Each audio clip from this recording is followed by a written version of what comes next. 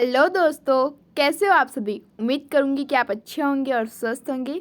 आज की इस वीडियो में हम शुरू करने वाले हैं कक्षा 11 का चैप्टर नंबर 1 समुच्चय की प्रश्नावली 1.3।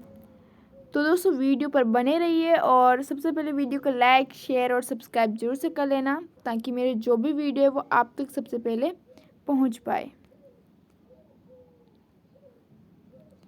तो शुरू करते हैं हमारी प्रश्नावली को। पहला क्वेश्चन है, रिक्त स्थानों में प्रतीक, ये दो प्रतीक चिन्ह होते हैं उनके बारे में पहले से जानकारी ले लेते हैं। ठीक है, तो ये जो सिंबल होता है वो होता है उपसमुच्चय का। उपसमुच्चय उपसमुच्चय से तात्पर्य है कि यदि हमें कोई भी समुच्चय दे रखा हो और एक और भी मतलब अलग से भी समुच्चय दो समुच्चय दिए रखे हों, एक कोई बड़ा है और एक कोई छोटा है, और छोटे वाले के जो अवयव है वो सभी बड़े वाले समुच्चय में होते हैं, तो इसका मतलब है कि वो उपसमुच्चय है। उपसमुच्चय यानी कि इसका ही भाग है ये, है ना, एक तरीके से। तो इस तरीके से याद रखना है, और इस सिंबल का तात्पर्य उपसमुच्चय नहीं है। ठीक है, तो हम क्वेश्चन हल करते करते इसके बारे में डिटेल से जानकारी प्राप्त करते जाएंगे। पहला क्वेश्चन है 2, 3, 4 और हमें थोड़ा रिक्त स्थान दिया है, उसके बाद में लिखा है 1, 2, 3, 4, 5। तो ये हमें बताना है कि ये उपसमुच्चय है या नहीं। तो चूंकि इसके अंदर जो भी अवयव है वो सभी अगर इसमें है तो ये उपसमुच्चय है। और चूंकि यहाँ पर ए बी सी है और यहाँ पर बी सी डी है, लेकिन यहाँ पर ए नहीं है, यानी कि ये उपसमुच्चय नहीं है। ठीक है, एक्स सच दैट एक्स आपके विद्यालय की कक्षा 11 का एक विद्यार्थी है, और फिर है कि वो आपके विद्यालय का एक विद्यार्थी है। तो दोनों ही बात मतलब कि अगर इस तरीके से है कि आपके क्लास का कोई विद्यार्थी है, जैसे कि कोई भी विद्यार्थी है, ए है, ठीक है, और आपके विद्यालय में कितने हैं कि हमारे विद्यालय में ए बी सी, तो अगर कोई कक्षा में पढ़ता है तो वो विद्यालय में भी पढ़ता है ना। तो यदि ये दोनों भी समान आ रहे हैं यानी कि ये उपसमुच्चय है। तीसरा क्वेश्चन है कि एक्स सब्जेक्ट एक्स किसी समतल में स्थित एक वर्त है, यानी कि किसी भी समतल पर एक वर्त है वो ऐसे स्थित है, और एक समान समतल में वर्त है जिसकी त्रिज्या 1 इकाई है।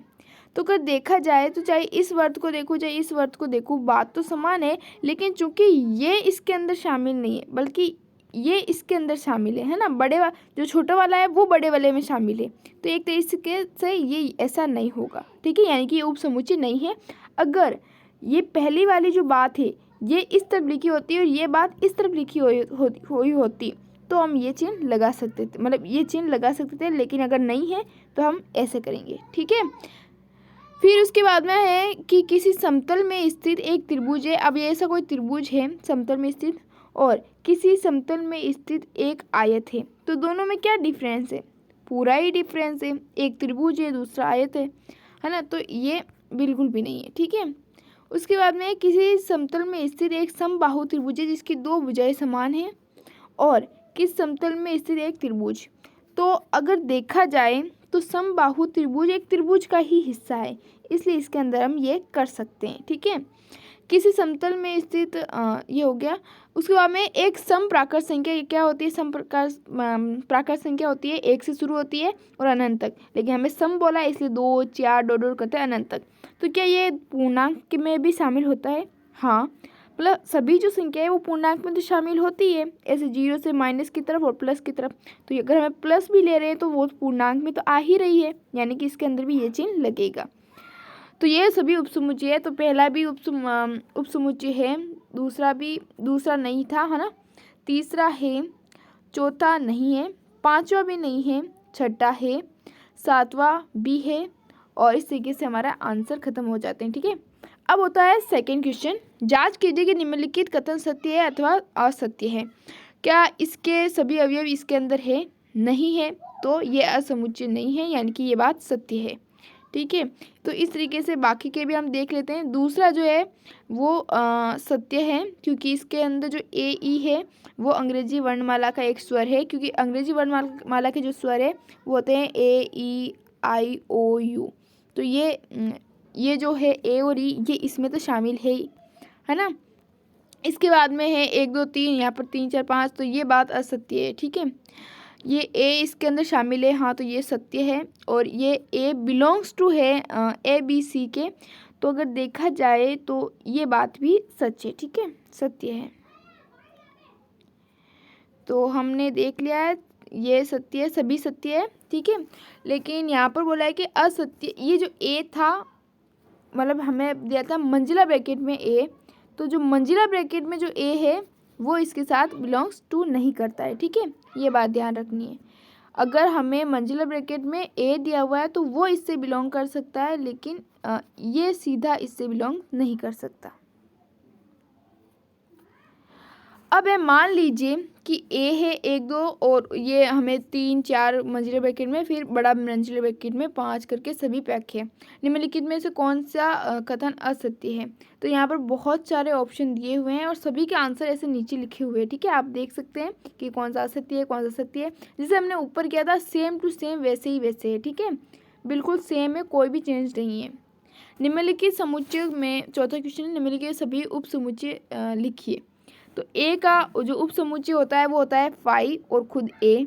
इस तरीके से अगर ए और बी कह रहे हैं तो एक तो हो जाएगा ए, एक हो जाएगा बी और एक हो जाएगा ए और बी, और साथ में फाई सबके साथ आता है। ठीक है, क्योंकि कोई भी फाई लिख दो या फिर फाई के स्थान पर अगर आप ऐसे ये जो मंजिला ब्रैकेट है ये खाली मंजिला ब्रैकेट लिख दो, दोनों ही बात एक ही। ठीक, खाली मंजिला ब्रैकेट, फिर इसमें एक अवयव, फिर दूसरा अवयव, फिर दोनों अवयव साथ में, इस तरीके से करके सबको लिखना है। ठीक है, सबके आंसर बिल्कुल सेम तरीके से लिखे हुए हैं। ठीक है, और जो फाई का एक बात इंपॉर्टेंट है, फाई का जो उपसमुच्चय है वो खुद फाई होता है और कोई नहीं होता है। ठीक है, पांचवा क्वेश्चन है पी ए कितने अवयव है यदि ए इजिकल टू 5 है। अगर ए इजिकल टू 5 है तो हमें अगर अवयवों की संख्या जाननी है तो अवयवों की जो कुल संख्या है वो होती है 2 की घात में। ठीक है, मतलब 2 की घात कुछ भी हो, अगर हमें 5 दिया तो 5 का मतलब है कि ए के जो अवयव है उनकी संख्या 0 है, यानी 2 की घात 0 यानी कि 1। तो हम सिर्फ एक ही मानेंगे और वो होगा 5, खुद 5। ठीक है, मतलब कि इसमें सूत्र लगने वाला है, जो किसी भी अवयव अगर हमें किसी भी अवयवों की संख्या ज्ञात करनी है तो उसके लिए फॉर्मूला होता है 2 करके ए बी लिख दो अगर 2 अवयव है तो, या फिर 2 की घात n। ठीक है, अब ये निम्नलिखित को अंतराल के रूप में लिखिए। तो हमें इन्हें अंतराल के रूप में लिखना है, बहुत ही सिंपल है, बिल्कुल भी डिफरेंस नहीं है, क्योंकि यहाँ पर बोला है कि ये जो हमारा जो पहला है वो इससे बिलोंग्स करता है और x का मान हमें दिया हुआ है कि -4 से 6 की तरफ है, लेकिन r का मतलब क्या होता है वो आपको एक बात पता होना चाहिए। ठीक है, उसके बाद में क्या करना है, इसमें इस जो पहला अवयव है उसमें से ऐसी संख्याएँ देखनी है जो दूसरे अवयव में, मतलब दूसरे अवयव वाली संख्या है वो पहले अवयव में से निकाल देनी है, जो बच रही है वही इसका आंसर हो जाएगा। ठीक है, बिल्कुल सेम तरीके से, इसीलिए यहाँ पर देखो 4 और 6 इसका आंसर हुआ है। मतलब इस तरीके से करना है कि अगर हमें कोई भी जैसे ये अवयव दिया हुआ है, ठीक है, कोमा करके हमें दिया हुआ है ये संख्या, ठीक है, तो हमें क्या करना है कि इसके अंदर जैसे -4 लिखा हुआ है, फिर x का मान है, उसके बाद में ये ऐसे करके चिन्ह ये है, तो जिसके नीचे बराबर का चिन्ह नहीं है उसकी तरफ ये चिन्ह लगाना है, जिसकी तरफ बराबर का चिन्ह है उसकी तरफ ये चिन्ह लगाना है। और इस तरफ वाली संख्या क्या है -4 और इस तरफ वाली संख्या क्या है 6, तो इन्हें लिख देना है, यही हमारा अंतराल वाला होता है। ठीक है, यानी कि इसी से हमें पता चलता है कि x का मान किस तरीके से है। जैसे कि दूसरे में यहाँ पर नीचे बराबर का चिन्ह नहीं था तो हमने दोनों साइड वाली संख्या लिख दी और ये छोटा वाला बंद जो होता है कोष्ठक वो लगा दिया।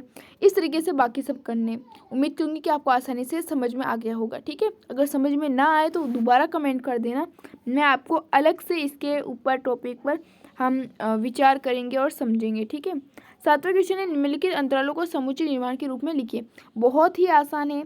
सबसे पहले तो जैसे ऊपर में क्या था, हमेशा x को r के बिलोंग्स टू रखना है। ठीक है, तो यही हम करेंगे, जैसे कि अगर और फिर रखना है कि इस चिन्ह का मतलब क्या होता है और इस चिन्ह का मतलब क्या होता है। ठीक है, इस चिन्ह का मतलब कि जो अवयव है इस तरफ वाला वो शामिल नहीं है, ठीक है, एक तरह से, और इस तरफ वाला हमेशा शामिल होता है। तो हमें क्या करना है, जैसे -3, 0 है तो -3 की तरफ ये छोटा वाला ब्रैकेट है, इस तरफ भी छोटा वाला ब्रैकेट, यानी कि दोनों के नीचे बराबर का चिन्ह नहीं लगाना है। ठीक है, और x को r के बिलोंग्स टू रखना है। जैसे कि यहाँ पर तीसरा क्वेश्चन लेते हैं हम, 6 और 12, 6 की तरफ अलग चिन्ह है, मतलब अलग कोष्टक है, और 12 की तरफ अलग कोष्टक है। तो हमें इस तरीके से करना है कि 6 की तरफ तो ये सिंबल रखना है और 12 की तरफ ये सिंबल रखना है, क्योंकि ये बराबर में है। ठीक है, इस तरीके से करना है, बाकी सेम है। इस तरीके से आपको अलग अलग की तरह से करना है। 8वां हमारा क्वेश्चन है, निम्नलिखित के में से प्रत्येक के लिए आप कौन सा सार्वत्रिक समुच्चय प्रस्तावित करेंगे। सार्वत्रिक समुच्चय यानी कि जैसे पहला क्वेश्चन है कि समकोण त्रिभुज के लिए हम कौन सा सार्वत्रिक समुच्चय को हम कहते हैं यूनियन, यानी कि ये वाला सिंबल, मतलब जो जिसमें सब शामिल होते हैं। तो अगर कोई त्रिभुज की बात हो रही है, किसी भी तरह की त्रिभुज, तो अगर हम उसके लिए सिर्फ त्रिभुज शब्द यूज़ कर ले तो क्या वो जो जिस त्रिभुज की हम बात करें वो इस त्रिभुज में आएगा या नहीं आएगा। सामान्य सी बात है कि अगर हम त्रिभुज की बात करें तो उसके अंदर चाहे समकोण हो चाहे समबाहु हो, किसी भी प्रकार का त्रिभुज हो वो इसके अंदर आ जाएगा। अगर हम समद्विबाहु त्रिभुज की बात करें तो भी वो त्रिभुज के अंदर आ जाएगा। यानी कि अगर हम इन दोनों के लिए केवल एक त्रिभुज की बात करें तो ये दोनों ही शामिल हो जाएंगे। ठीक है, तो इस तरीके से हम यहाँ पर ले सकते हैं। ठीक है, वैसे डायग्राम की वजह से भी समझ सकते हैं और चाहो तो ऐसे ही समझ सकते हैं। प्रश्न के 9 है, समुच्चय दिए हुए हमें ABCD पद्धति है, इन तीनों को ABC के लिए निम्नलिखित में से कौन से सार्वत्रिक समुच्चय के लिए किया जा सकता है। कुछ नहीं करना है, हमें इन चारों में से वो संख्या ढूंढनी है जो जिसमें A के अवयव भी है, B के अवयव भी है और C के अवयव भी है। तीनों अवयव होने चाहिए, बिल्कुल भी मिक्स, मतलब अलग ऐसा कोई भी अवयव नहीं होना चाहिए जो इसके अंदर ना हो। ठीक है, तो अगर हम देखा जाए, चाहे मतलब ज़्यादा हो गए तो चलेंगे लेकिन कम नहीं होना चाहिए। जैसे कि अगर मैं ये वाला देखूँ तो इसके अंदर मुझे सारे अवयव दिख रहे हैं, इसके अंदर भी अवयव दिख रहे हैं सारे, लेकिन इसके अंदर 0 नहीं है, लेकिन यहाँ पर 0 है, इसे नहीं लिख सकते। इसके अंदर 0 है लेकिन ये 8 तक नहीं जा रहा है, और हमारे पास में जो संख्या है वो सबसे बड़ी अगर इनमें से है तो वो 8 है, यानी कि 8 तक तो सामान्य सी बात है जाना ही चाहिए, 5 तो नॉर्मली आएगा नहीं, इसलिए ये वाला आंसर राइट है, क्योंकि इसमें 0 भी है और संख्या 8 से ज़्यादा जा रही है, कोई बात नहीं, लेकिन कम नहीं होनी चाहिए। ठीक है, तो ये इस तरीके से हमारा आंसर हो जाएगा। अब आगे प्रश्नावली 1.4 है जिसे हम कल हल करेंगे। उम्मीद करूंगी कि आपको सारे क्वेश्चन बहुत ही आराम से और आसानी से समझ में आ गई होगी। प्रश्नावली थोड़ी बड़ी है, मतलब ज़्यादा बड़ी नहीं है, लेकिन इसके जो क्वेश्चन है वो कंसेप्ट वाले हैं। अगर आपको समझ में आ गए हैं तो बहुत बढ़िया, वरना आप एक बार वीडियो को वापस देखना, आपको बिल्कुल समझ में आ जाएगा। फिर भी ना समझ में आए तो प्लीज़ कमेंट कर देना, मैं आपके लिए दोबारा वीडियो बना के ले आऊँगी। और अगर वीडियो अच्छा लगे वीडियो को लाइक करके चैनल को सब्सक्राइब कर देना। इस तरह की वीडियो पाने के लिए बेल आइकन घंटी जरूर से प्रेस करना। हम मिलेंगे आपको अगले वीडियो में, तब तक के लिए धन्यवाद। Thanks for watching.